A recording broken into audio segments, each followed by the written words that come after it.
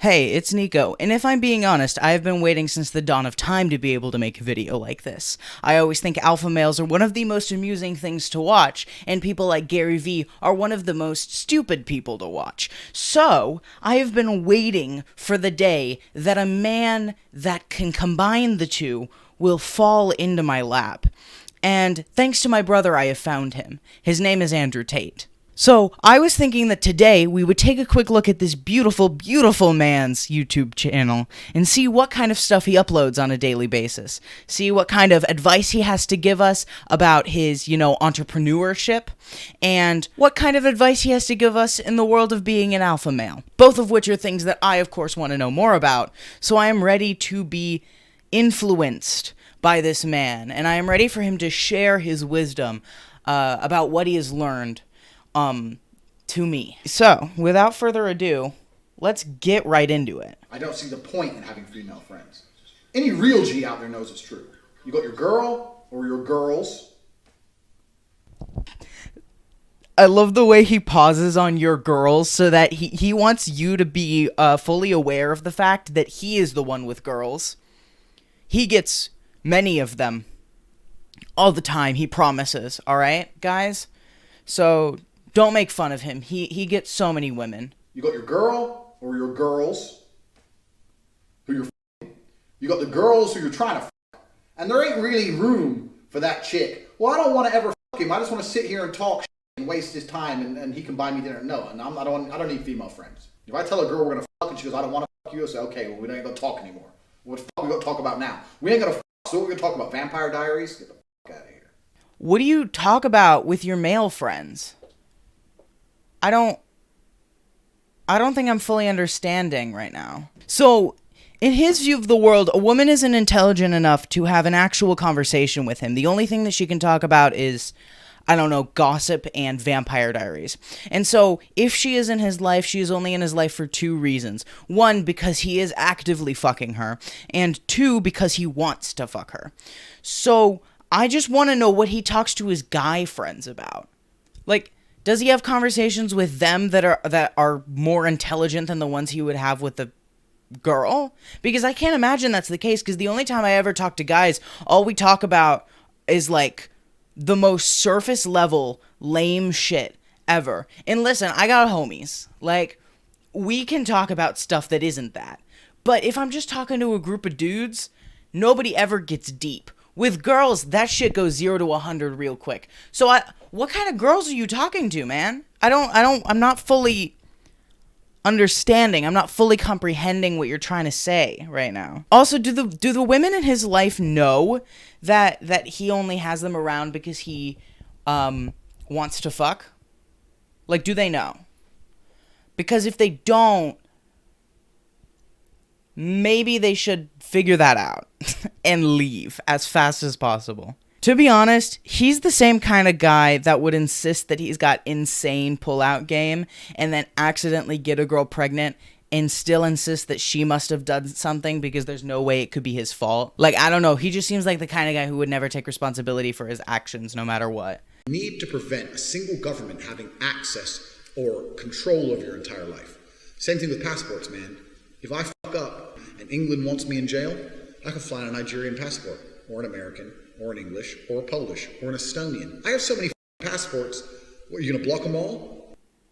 So the reason he has so many passports is so that if he is wanted in a certain country, he can escape the law.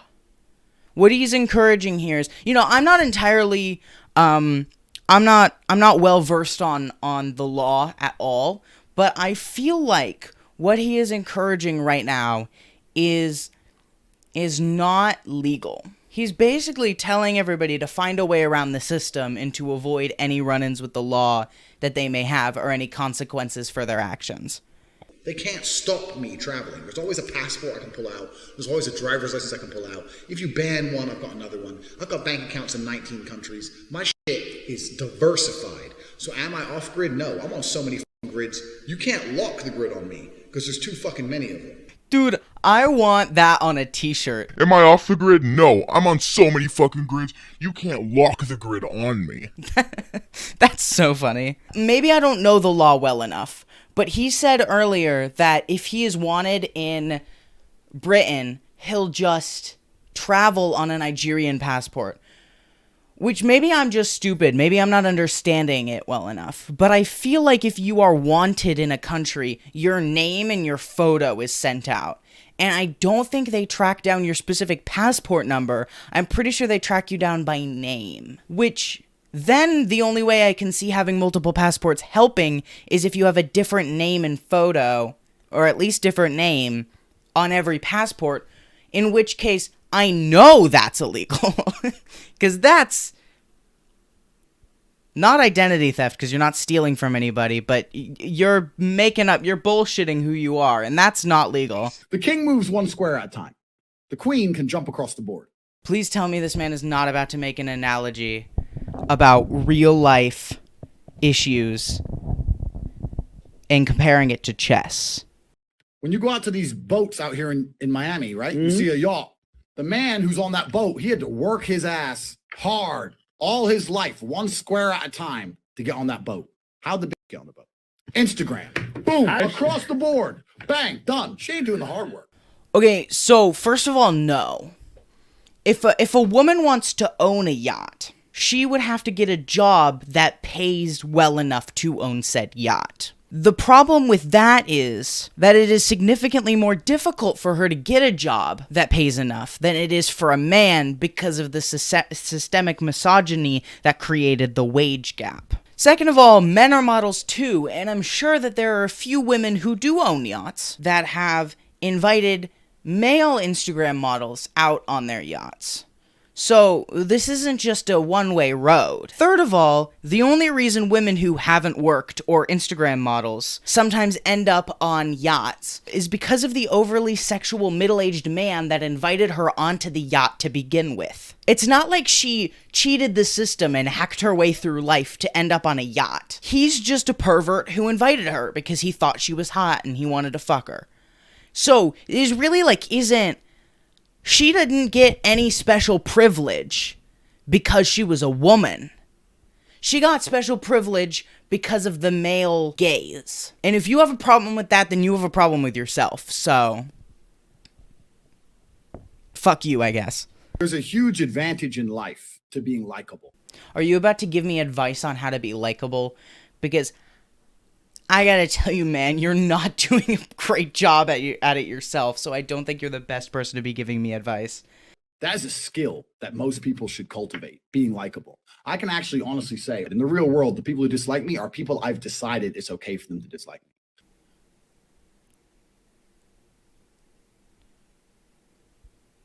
It was all just a game. He played me. I played right into his hands. God damn it. This all went according to plan for him. What am I supposed to do? I've given him what he wants. This is what you wanted, isn't it, Andrew? This video? Me to make a fool of myself? Nah. I'm pretty sure you only said that because you want an easy way out of people disliking you for your misogynistic and bad takes. But if I'm in a conversation with somebody and I want them to like me, I have a 100% success rate. I know how to make people like me. I know how to be a likable person. I had a guy come to me the other day and he said, oh yeah, the women in my office really dislike me. I'm like, why? Oh yeah, well, they're this, they're that. How can you not be likable on that level? I think being likable is a superpower, and I think it's something you should cultivate, and it translates across everything from business to women to everything else. So what you're encouraging here is manipulation in order to get what you want. I have a feeling if I made him take the narcissistic personality index, he would fail in a heartbeat. I just gotta say, it's not looking too good for him. Okay, so let me know whenever you become likable, Andrew Tate, and I'll revisit your videos the time that happens. I don't understand why people who are sad or depressed. Okay, why is depression in air quotes? Depression is a diagnosable mental illness. Like, it's not made up. I don't understand why men like him want to deny and accept science whenever it's beneficial to them. Like, they don't actually believe in science, and they don't actually not believe in science. They just like to pick and choose parts of science that apply to their beliefs and their narrative that they're trying to further all the time. They never have any actual evidence for any of the stuff that they say. And it makes me angry sometimes. Are so desperate to convince happy people like me that their life and their mindset is correct and okay. All right, bro, chill, you're a loser. Did he just call people with mental illness losers? I don't even feel like I need to explain why that's gross. I agree, you're a loser, son. Convincing me you're a loser is not going to make you any less of a fucking loser. The only thing that's going to make you less of a loser is if you try and sit there and go, you know what, this Tate guy's right. He's got a whole bunch of shit I ain't got. Maybe I should start thinking like him. So I should rewire my entire brain in order to think like you. Because you think that you are the key to happiness. You know, I don't think so, man. I think I'm good being me. Like, I'm not gonna lie. I also feel that it's important to note that I am happy. I do have diagnosed depression, clinical depression, but that doesn't make me sad all the time. So just because somebody has depression doesn't mean they can't ever be happy. So educate yourself, Andrew. Like, I don't know. If depression is crippling you so badly, why are you defending it? Why are you so desperate for depression to be real? Because it is. Why are you so desperate to convince me it's okay that your mind is fucked up? Having a diagnosis for mental illness doesn't fix the illness. I have to do that on my own. But it allows me to understand why my brain is working the way that it is. So for the entire world to accept the fact that depression is real, the reason I keep saying that depression is real is because it allows people to understand their brain better. I'm not making an excuse. Like, just because I'm diagnosed with ADHD doesn't mean I have an excuse to be lazy, right? But it helps me better understand why I procrastinate on certain things and helps me fix that problem of procrastination. So me trying to convince, I don't even have to convince, it's science. Me trying to get you to understand the science of the fact that depression is real isn't to make an excuse for my sadness or whatever. Why are you trying to change the thoughts of a happy person? I don't want to think like you. You're fucking miserable. I'm happy. Nobody is saying that just because depression is a real thing means you have to have it. The reality of masculinity is controlling your emotions. This is the reality of being a man. They try and say that men should give in and it's okay to cry. I'm not saying you can never cry if something bad doesn't happen to you. Okay, so there's a difference between controlling your emotions and not being allowed to have emotions, right? So I agree that controlling, I don't know about a tenet of masculinity. I don't think I can stand here and talk about the tenets of masculinity. That's what we have Andrew Tate for, actually. That's why we're watching his stuff, so that we can figure out what the tenets of masculinity are. But I think that controlling your emotions and feeling your emotions are two different things right off the bat. Controlling your emotions is when I get angry and I want to punch the wall, but I don't punch the wall. That would be controlling my emotions. Not being allowed to feel emotions would be if somebody is sad and they want to cry and they're told that they can't cry because it would make them weak. I'm saying that the tenets of masculinity since the dawn of time have been, I was afraid, but I did it anyway. Yeah. This is the tenets of masculinity. Courage. Women can be courageous too. Having courage is not a masculine thing. Like, I don't know, man. It's a human thing. Yeah. That's what courage is. Yep. I was afraid to storm the beaches of Normandy, but I did it anyway. I was afraid to stay on the Titanic, but I did it anyway. This is the whole tenets of masculinity, and now they're saying, oh, if you're afraid, just act afraid, be a... No, okay. See, that's the problem. If you're afraid and you're not allowed to show your fear, that's not controlling emotions. That's not being allowed to have emotions. That's what that is. Just because you show your fear, that doesn't make you any less courageous.